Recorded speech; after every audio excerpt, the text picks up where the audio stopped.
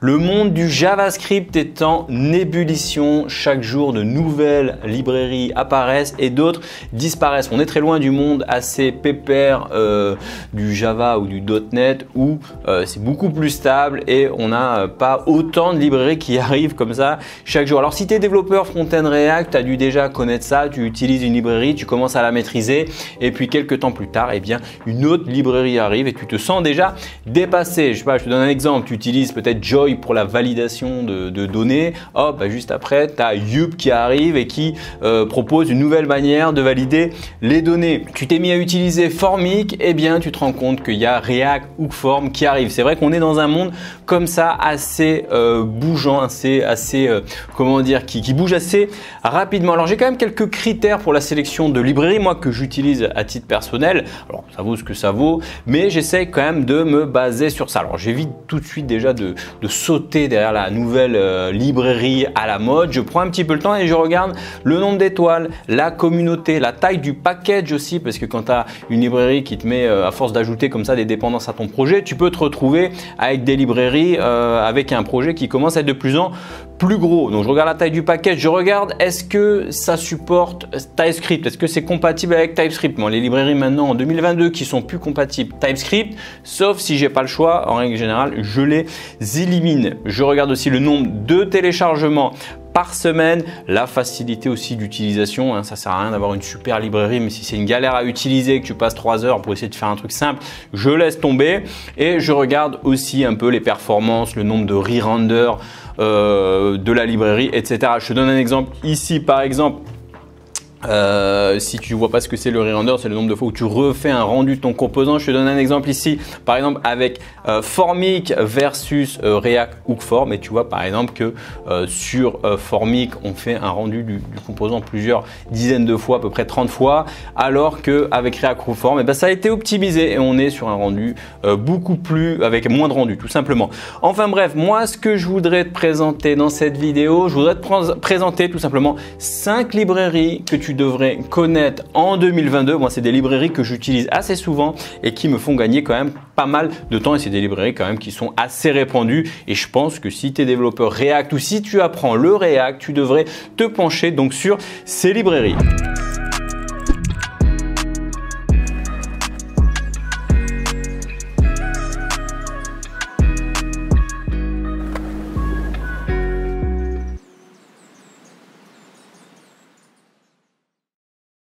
Alors juste avant de commencer, si tu ne me connais pas, je m'appelle Mike, je suis développeur full stack, freelance, digital nomade. J'aide les personnes à apprendre à coder et j'aide les développeurs à se lancer en freelance. D'ailleurs, je voudrais souhaiter un bon courage à tous les membres du bootcamp React Mastery qui sont actuellement en train de développer en React sur des projets en équipe. Ils ont un mois pour avancer sur un projet en équipe. Et d'ailleurs, j'ai vu pas mal de projets passer et ils sont vraiment passionnant. Alors si toi aussi tu es intéressé pour devenir développeur front-end React et tu te demandes qu'est-ce que c'est que ce bootcamp en ligne React Mastery, écoute, je te mets un petit lien en dessous de cette vidéo. Si tu souhaites être prévenu, je te donnerai des informations sur quand est-ce que ça va rouvrir, etc. Des informations sur le sujet, comment ça va se passer, etc. Si tu as envie de devenir développeur front-end React, je te mets un petit lien sous cette vidéo. Tu recevras tout un tas d'informations. Alors une des premières librairies que je voudrais te présenter est une librairie de composants front-end. On parle de UI librairie. Alors tu connais probablement les célèbres React Bootstrap, Material UI, InDesign qui sont des librairies qui sont très bien, qui te permettent de gagner un temps fou. D'ailleurs, c'est vrai que moi aussi je vois pas mal de débutants qui essaient de développer des choses par eux-mêmes et c'est très bien pour se former. Mais voilà, si tu es freelance ou si tu as envie d'être productif, bien sûr fonce et utilise ces librairies de composants front-end. Alors c'est des librairies qui sont assez sympas mais qui c'est vrai qui ont tendance à t'enfermer dans un design assez particulier, hein. D'ailleurs je sais pas si tu prends Material UI, c'est vrai que c'est très orienté Material Design et ça peut être parfois compliqué à customiser si tu veux faire des choses un peu plus personnalisées. Alors la première lib que je te propose qui permet de customiser un petit peu mieux, qui est une librairie de composants front-end mais qui est beaucoup plus customisable, c'est Chakra UI, une librairie que j'utilise beaucoup. Alors certes elle est un petit peu moins fournie que des librairies librairie comme Material UI, mais son avantage c'est dans sa simplicité, sa facilité de customisation. Je veux dire, on customise facilement les composants avec des props, des styles de props, etc. Enfin, c'est vraiment assez simple à customiser. Il y a un système de layout assez avancé, assez simple d'utilisation. La gestion des couleurs est assez top. Un support assez facilité du dark mode. C'est basé sur une librairie Emotion, je ne sais pas si tu connais Emotion, qui est une librairie qui permet de faire du CSS in JS assez facilement. Bref, il y a un système de thèmes avancé que tu peux combiner avec des outils comme Hyperthème, etc. si tu veux t'amuser à tester des thèmes différents. Donc le point peut-être négatif, je t'en ai parlé un petit peu avant, c'est que bien tu n'as pas beaucoup de composants comme dans Material UI. Bah, tu vois, tu n'as peut-être pas, si tu veux, des composants un petit peu plus avancés comme des tables, etc.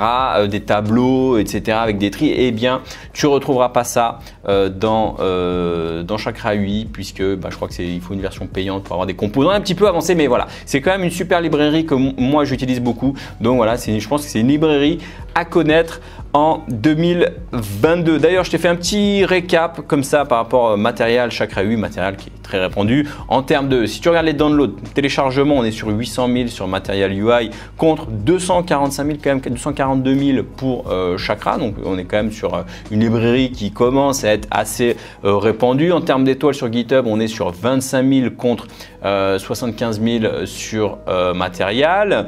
En termes de size, c'est très light, tu vois, on est sur 66 kg. Alors c'est unpacked file, c'est-à-dire non zippé, hein, il me semble, et 8 mégas quand même sur Material, donc matériel qui est assez balèze. Support de TypeScript, dans les deux cas on supporte TypeScript, en tout cas voilà, maintenant Chakra UI supporte très bien TypeScript, sinon je pense que je ne l'aurais pas utilisé. Et en termes de facilité d'utilisation, moi je mettrais une petite note comme ça de, allez disons 3 sur 5, c'est un petit peu plus compliqué peut-être que du Material UI.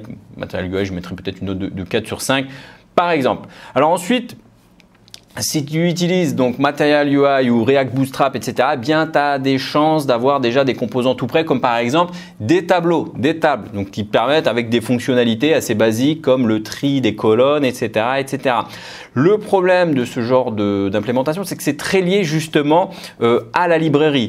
Et si tu as des choses, on va dire, spécifiques à faire, si tu as des rendus spécifiques à faire sur des colonnes, des choses comme ça, ou si tu as des visualisations de data assez avancées, eh bien c'est compliqué, c'est un petit peu le bordel. Donc la deuxième libre que je te propose, qui est vraiment une super librairie, c'est React Table de Tanner Linsley. Alors c'est un mec qui fait pas mal de projets assez intéressants, tu verras, ces librairies sont souvent de grande qualité. Je te mets la tête du monsieur, il fait des choses assez sympas. Alors la grande force de React Table, c'est que tu as le contrôle sur tout ton tableau, carrément, tu as le contrôle sur tout ton tableau, que ce soit les données, le rendu, les styles, le comportement. Tu as accès à tout, tu as la main en fait sur tout. En fait, il a poussé à fond le design pattern inversion de contrôle dans cette librairie et tu peux vraiment tout faire. Tu as la main pour filtrer, grouper, trier, faire de la pagination et j'en passe. Bref, c'est une librairie que je te recommande les yeux fermés et tu peux combiner ça avec, je ne sais pas si tu as envie d'utiliser Chakra UI ou une autre librairie un peu plus simple qui n'a pas de tableau, hein, par exemple, tu peux combiner ça avec donc React Table. En termes de download, on est à plus d'1 million de downloads par semaine, donc ce qui est quand même pas mal. 16 000 étoiles. Alors, le support de TypeScript sur React Table, il laisse à désirer, c'est pas 100% supporté, donc ça c'est un petit peu le point noir dessus. Alors heureusement, tu as un projet alternatif qui s'appelle, tu as peut-être dû le voir si tu fais du TypeScript, c'est un projet qui s'appelle Definitely Typed. En gros, c'est une équipe de devs qui s'amuse à typer, à créer les types en fait pour tout un tas de projets et notamment ils ont créé, on va dire 95% des types de React Table, mais il manque aussi parfois dans certains cas quelques types. La V8 est en préparation et elle sera normalement 100% compatible TypeScript. Donc c'est une librairie que je te recommande les yeux fermés. En termes de facilité quand même d'utilisation, je mettrai une note de 2 sur 5 par rapport à peut-être Material UI, plutôt une note de 4 sur 5, puisque effectivement le niveau d'abstraction est assez poussé, ce qui fait qu'au début, ça peut être un peu déroutant à utiliser et ça peut être un peu, voilà, un petit peu compliqué. Donc voilà, petite note de 2 sur 5 sur la facilité d'utilisation. Mais une fois que tu maîtrises ça, tu peux tout faire avec tes tableaux. Alors il y a une autre librairie qui me simplifie bien la vie, tu sais, quand tu as des formulaires, des choses à sauvegarder dans ton application, eh bien tu dois souvent afficher des messages. Alors ça peut être des alertes, des notifications, etc. Eh bien il y a un truc que j'aime bien, c'est assez intéressant d'afficher, c'est ce qu'on appelle des toasts, là, tu sais, des petites barres de notifications là, qui arrivent et puis qui disparaissent. Et donc c'est la troisième librairie que je voudrais te présenter, qui est vraiment, moi j'adore cette librairie, c'est React Toastify de Fadi Kadra. Alors j'espère que je prononce pas mal son nom, pardon, qui vient de Bruxelles. Alors c'est une librairie super simple d'utilisation, ultra customisable, pas enfermé dans un design particulier. Tu peux customiser tes petits toasts là à l'infini. Tu peux swiper, closer ton petit toast. Tu peux mettre un children, un composant en fait pour le rendu de ton toast. Bref, progress bar, etc. C'est très large d'utilisation. C'est une librairie que je te recommande si tu as une application un peu peut-être orientée un petit peu plus en entreprise. Enfin, c'est pas un site web, quoi. C'est où tu as des données à sauvegarder, etc. Tu veux mettre des petites notifs. C'est vraiment une librairie. Tu peux y aller les yeux fermés. On est sur 900 000 téléchargements par semaine. Donc une librairie largement répandue. Tu l'as peut-être déjà utilisée. 8,5 K étoiles. Un package de 400 kg et le support de TypeScript et une facilité d'utilisation, je lui mettrai une note de 4 sur 5. Alors, ma manière moi de l'utiliser dans les applications, alors ce que j'aime bien faire, c'est qu'en règle générale dans mon application, j'aime bien avoir un contexte global, un state global qui représente un peu l'état de mon application avec, je sais pas, des états comme chargement, erreur, message, etc. Donc moi c'est un peu la manière dont je fonctionne. Derrière, eh bien sur ces états, eh bien si jamais j'ai une erreur, eh bien j'affiche un toast conteneur, etc. Un composant de plus haut niveau qui me permet en fait d'afficher ce genre de notification. En fait, ce que je fais, j'aime bien découper dans mon application d'un côté, boum, les états. J'évite en fait de mettre des toasts comme ça dans tous les composants et de gérer ça manuellement, enfin pour chaque composant. J'aime bien avoir un state général de mon application qui me dit l'état de mon application, et d'un autre côté, qu'est-ce que je fais en fonction de cet état? Est-ce que j'affiche un toast via Toastify? Est-ce que si j'ai envie de changer de librairie, eh bien je suis indépendant. J'essaye de découpler mon code au maximum. C'est vrai que moi je vois pas mal de personnes qui ont tendance comme ça à implémenter le Toastify dans chaque composant manuellement et puis il faut se trimballer ça partout dans son application. Évidemment, je préfère découper et gérer ça de manière globale. Voilà, c'était une petite aparté. Bref, en parlant d'ailleurs d'application de State Manager, de State Management, eh bien c'est vrai qu'il y a une partie qui est assez relou en React justement, c'est la gestion des états, le state management. Alors, tu as des utilitaires pour ça qui te permettent de gérer les états de ton application. Tu dois connaître le célèbre Redux, Mobex, Zstand, etc. que je recommande. Mais on se retrouve vite en fait dans une application à gérer deux types de données. En fait, les données qui sont liées à ton application, les composants graphiques, est-ce que la modale est ouverte, etc. Est-ce que j'ai déplié le menu, etc. Et tu as aussi les données venant du back-end, les données venant des API, etc. que tu as tendance à stocker aussi dans ton gestionnaire d'état. Du coup, tu te retrouves comme ça à mixer un peu deux types de données dans ton application et c'est pas quelque chose que je recommande. Et d'ailleurs, en plus, tu as aussi, c'est un peu à toi de gérer ça, le fait tu as des données qui viennent du back-end. Si tu mets à jour, eh bien, il faut que tu penses à mettre à jour les données dans le State Manager. Bref, ça devient un gros bordel. Je te donne un exemple. Tu fais un update utilisateur, eh bien, il faut penser à mettre à jour les données de l'utilisateur qui ont été mises à jour sur le back-end aussi dans ton state de ton application. Bref, c'est à toi de gérer ça et ça peut vite devenir un gros bordel. Et si tu rajoutes le cache, etc., ça devient juste le bordel. Alors moi, il y a une librairie que j'ai adoptée très rapidement, c'est React Query. C'est la 4e librairie que je voudrais te présenter. Encore une librairie de notre cher monsieur Tanner Linsley qui nous fait de superbes librairies. Alors bien que cette librairie soit pas considérée officiellement comme un state manager, en réalité comme un state manager classique, en réalité c'est un peu ça. Sur la page, j'y ai écrit à récupérer les données, mettez les données en cache, mettez à jour les données dans votre application sans toucher à un état global. En gros, tu n'as plus à gérer ça dans ton State Manager. C'est lui qui fait ça. Bref, cette librairie gère ça facilement. Elle gère, en fait, tu peux faire des appels, que ce soit des appels HTTP, API, REST, Full, GraphQL, etc. Donc ça gère un peu tout. Et puis tu peux gérer finement le statut, chargement, erreur. Tu peux invalider le cache, tu peux mettre à jour les données en cache. Bref, c'est assez fourni comme librairie. Tu peux faire tu peux gérer le nombre de retentatives, c'est-à-dire tu as une erreur, tu peux refaire une tentative, un nouvel appel, etc.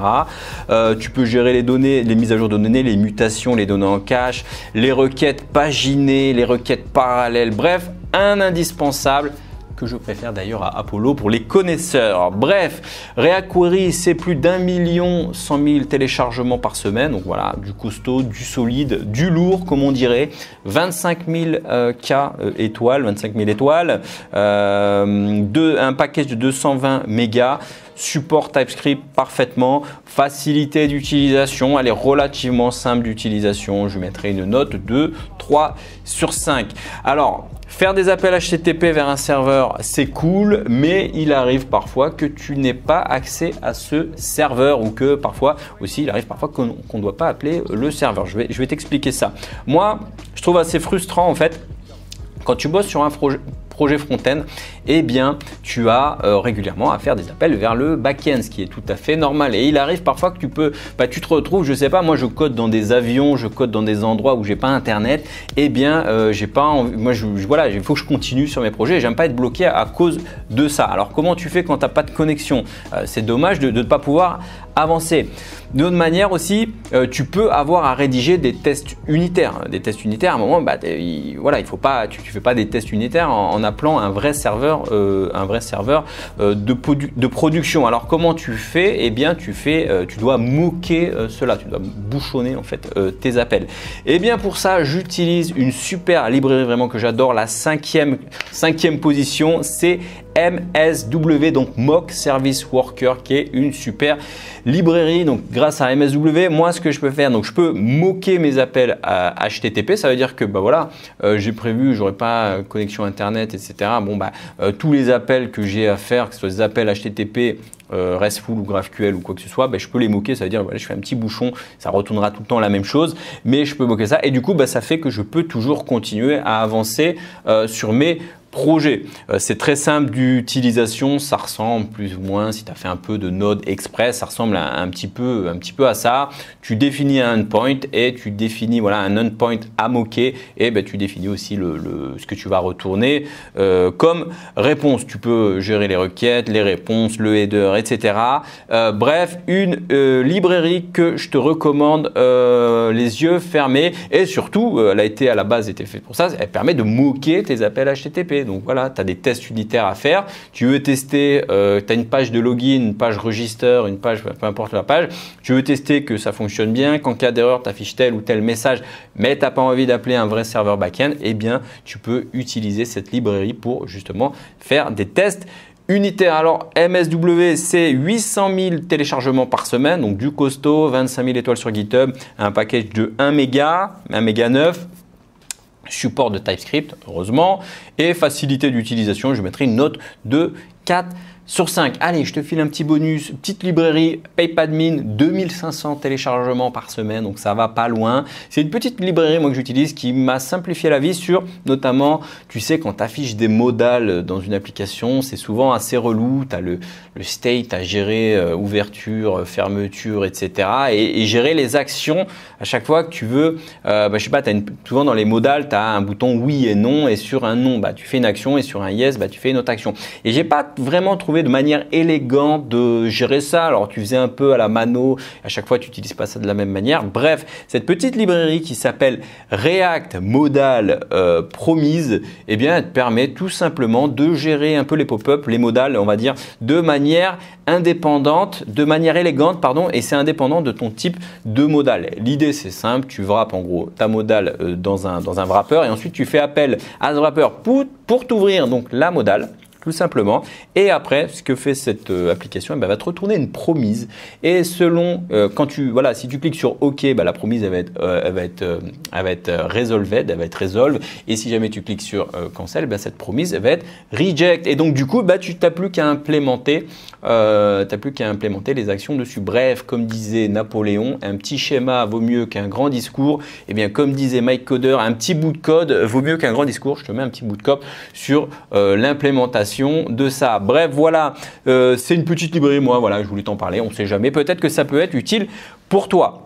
Alors voilà pour les 5 librairies à utiliser en 2022, en tout cas que tu devrais connaître. Donc n'hésite pas, on arrive à la fin de cette vidéo, donc n'hésite pas bien sûr à t'abonner à la chaîne, activer la petite cloche de notification. Et si tu veux te spécialiser en React, si tu préfères être un bon dev React plutôt qu'un moyen dev généraliste, développeur web de je ne sais pas quoi qui touche un peu tout mais qui n'est pas vraiment bon. Si tu veux en finir avec la rat race des tutoriels, apprendre vraiment à coder sur un vrai framework, une vraie librairie on va dire, comme React, si tu veux maîtriser React, si tu veux participer aussi à des projets en équipe, etc., de vrais projets qui iront en production, des projets que tu vas pouvoir mettre sur ton portfolio justement pour pouvoir trouver du boulot, un CDI ou des missions freelance, eh bien sache que le bootcamp React Mastery qui a été suivi par des dizaines de personnes et d'ailleurs les membres sont encore en cours en train de finaliser, enfin en train de développer leur projet, eh bien sache que ce bootcamp va réouvrir prochainement, je ne sais pas encore exactement les dates. Donc si tu es intéressé, si tu souhaites avoir des informations sur le sujet, écoute, je te mets un petit formulaire en dessous et je t'enverrai des informations sur comment ça va se passer, quand est-ce que ça va rouvrir, etc. Donc c'est le premier lien sous cette vidéo, c'est le premier lien dans la description. Je te dis à la semaine prochaine pour une prochaine vidéo. Ciao!